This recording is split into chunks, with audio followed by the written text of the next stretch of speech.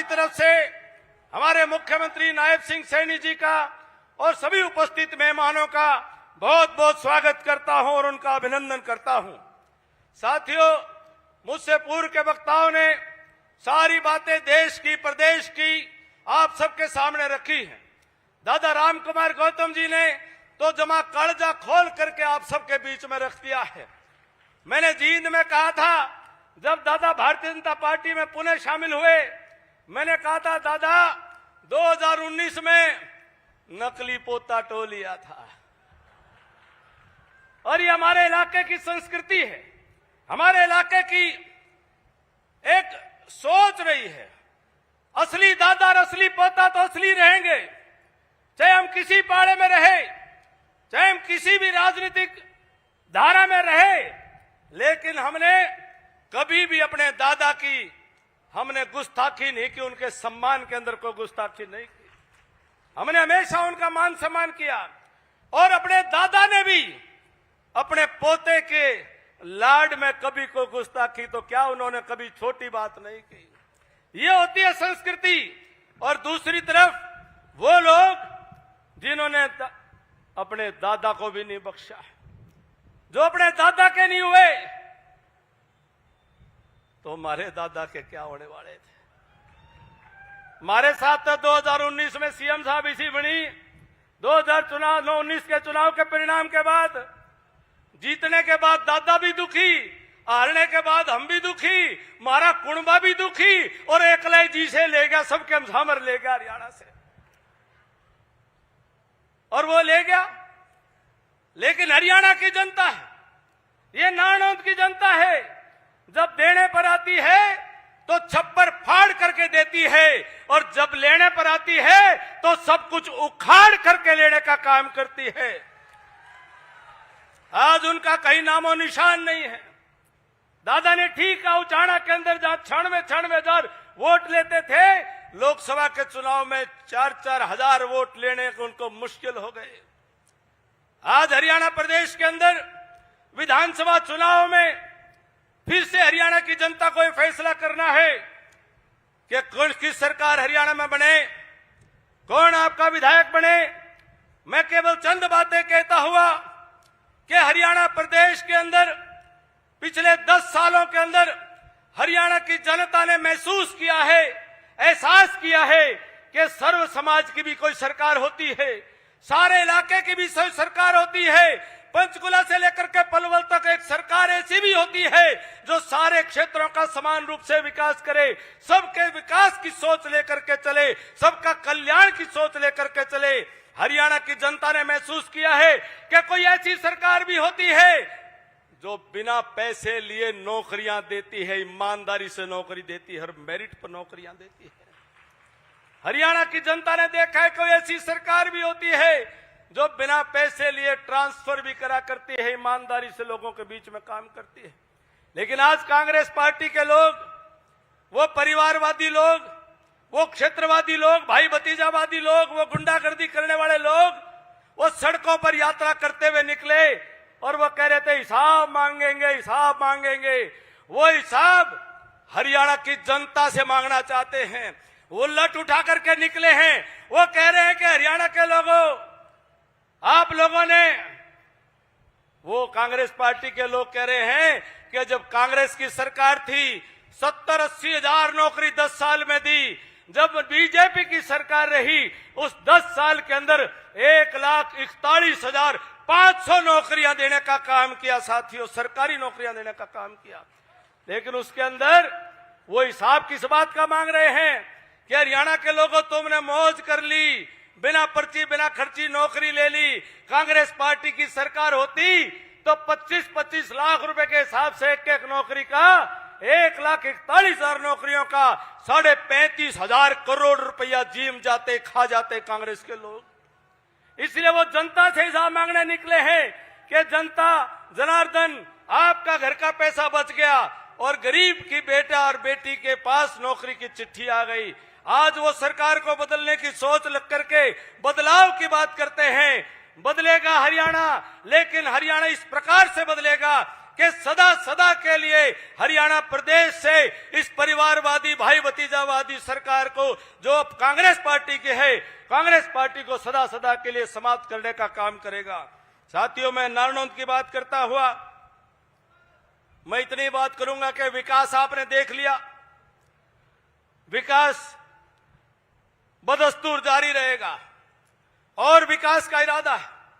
अभी केवल बुनियादी सुविधाएं ठीक की गई और विकास का इरादा है, लेकिन वास्तव में नारनौंद की जो अगली जरूरत है वो हमारे जो सपने और संकल्प हैं। मुख्यमंत्री जी, आपसे निवेदन करूंगा, आपका सहयोग और आपका साथ मिलेगा। नारनौंद के एक एक घर के अंदर रोजगार का सपना लेकर के हम काम कर रहे हैं और विकास का इरादा है और घर घर रोजगार का वादा है। ये संकल्प लेकर के हम इस चुनाव में जनता के बीच में जा रहे हैं और मुझे आप पर विश्वास है कि आप जनता का दुख दर्द और कष्ट को समझते हो। आज जब आपने महसूस किया कि हमारे सरपंच भाई वो विकास नहीं करा पा रहे, उस पर अधिकारी कुंडली मार करके बैठे हुए हैं, 2 साल तक सरपंच बिना काम के बैठे रहे, आपने सरपंच भाइयों की सुनी। मैं आपको इस बात के लिए बधाई देता हूं, धन्यवाद देता हूं, साधुवाद देता हूं कि जो सरपंचों की सीमा खर्चे की 5 लाख रुपए मुश्किल से थी, आपने उसको 21 लाख रुपए करने का काम किया। मेरी आपसे इतनी प्रार्थना है, इनके 2 साल खराब चले गए। जैसे ही सरकार बने 8 अक्टूबर को, सरकार बनने के बाद खजाने की चिंता मत करियो, मने खजाने के कूण कूण का बेरा है, पैसा कहां से आवेगा। इन सरपंचा के खजाने की चिंता मत करना, मैं कूण कूण का बेरा है, कहां से आवेगा। पर इन सरपंचों के खाते में गांव गांव के अंदर विकास का खकाटा उठ जाए। इन सरपंचों को आप पूरी तो है मदद करने का काम करें। हम आपसे निवेदन करते हैं जनप्रतिनिधियों को, आपने किसानों के दर्द को समझते हुए, हमारे पानी की शुरुआत में अगस्त के महीने में बड़ी किल्लत थी, फसल जीरी की बर्बाद हो रही थी। पहला मुख्यमंत्री हिंदुस्तान के अंदर जिन्होंने फसल को बर्बाद होने से पहले, बर्बाद होने के बाद मुआवजा देते तो लोग देखे हैं, लेकिन बर्बाद होने से पहले बचाने का काम किसी ने किया तो हिंदुस्तान में पहले मुख्यमंत्री हैं। 2000 रुपए प्रति एकड़ किसानों को सीधे सहयोग देने का काम आपने किया। नायब सिंह जी, आपका साधुवाद करता हूं, आपको धन्यवाद देता हूं। आप जो रात को 2:30 बजे तक मिल रहे हो, कार्यकर्ताओं का जनता के मन में भरोसा हो गया है कि मुख्यमंत्री निवास ये जनता जनतंत्र का घर है, लोकतंत्र का घर है, ये जनता उसकी मालिक है। आपने एहसास कराया है, कार्यकर्ताओं को अपने सम्मान का विश्वास बना है, कार्यकर्ताओं को भरोसा हुआ है। मेरी 2-3 रिक्वेस्ट है आपसे। आपके घोषणा पत्र के अंदर मैं भी सदस्य हूं उस कमेटी का, पर मैं ये जनता का घोषणा पत्र आपके सामने रखना चाहता हूं। जो आपने ये बाकी चीजें पोर्टल वोटल वाली आप ठीक करवा रहे हो, मेरी आपसे प्रार्थना है, एक इस फैमिली आईडी की इनकम ने ठीक करवा दी। उस फैमिली आईडी की इनकम ने बहुत तंग कर रखे थे लोग, इसकी इनकम ने जरूर ठीक करवा देना। और जो गरीब भाइयों के जो प्लॉट देने की आपने घोषणा की है, सारे गरीबों के अंदर बहुत बड़ी उमंग है और बड़ा आपसे अपेक्षाएं हैं। और जो पुराने जो मकान के सर्वे जो पेंड हो चुके थे और जिनके मकान अब तक नहीं मिले, पुरानों के मकान जारी करवा दें। और जैसे ही अपनी सरकार तीसरी बार आप शपथ लें, 24,500 नौकरियां तो आप उनको चिट्ठी देंगे नौकरी शपथ से पहले, लेकिन उससे ज्यादा साथ के साथ में एक और काम है कि जो गरीब भाइयों के जो मकान के जो पेंडिंग है उनकी भी पैसा जारी करवा देंगे तो गरीब भाइयों को बड़ी मदद हो जाएगी। एक प्रार्थना है, हमारे महिला हर गांव में, हमारी बहनें, मैं गांव गांव जाता हूं, बात करती है, वो कहती है कि भाई सारे गांव के अंदर बड़ी परस है, पाने की चौपाल है, हर बिरादरी की अथाई है, हर एक का अपने बैठने की जगह है। लेकिन अब हमारी मातृशक्ति भी पढ़ी लिखी है, हमारी मातृशक्ति भी समझदार है, परिवार की जिम्मेदारी लेकर के मातृशक्ति चलती है। वो गांव में समाज में सहयोग करना चाहती है। आपने जो पंचायत के अंदर भी उनको आरक्षण देकर के आगे बढ़ाने का काम किया है। हमारे मातृशक्ति, उनके लिए भी मैं आपसे प्रार्थना करता हूं कि हर गांव के अंदर एक महिला चौपाल जरूर बनवाने का काम करे, अलग से महिला चौपाल होनी चाहिए, जहां 36 बिरादरी की बहनें बैठ करके अपने सुख दुख की, भजन कीर्तन की, समाज के अंदर अच्छे काम करने का सहयोग कर सकें। आप सभी से आपसे प्रार्थना करता हूं, रोजगार पे हम सब मिलकर के काम करेंगे, आपका सहयोग निश्चित तौर पर मिलेगा। मैं इतना कहूंगा कि भाई रोजगार की बात तो हम करा हाँ, लेकिन ये जो विपक्षी भाई हैं वह नारनौंद में उम्मीदवार हों और चाहे कांग्रेस पार्टी के हरियाणा में उम्मीदवार हों, और ये जो हुड्डा साहब हो, इनका बेटा हो, ये सारे मारे मारे फिरे हैं। किस बात के लिए मारे मारे फिरे हैं? ये अपने खुद के रोजगार के लिए मारे मारे फिरे हैं, और हम मारे मारे फिरा हाँ, मेरे नौजवानों के रोजगार के लिए हम मारे मारे फिरते हैं। ये इनके अपने खुद के कुनबे का रोजगार के चक्कर में, और हम आपके नौजवानों के रोजगार के लिए मरते हैं। ये फर्क आप सब ने समझना है। मैं आप सभी से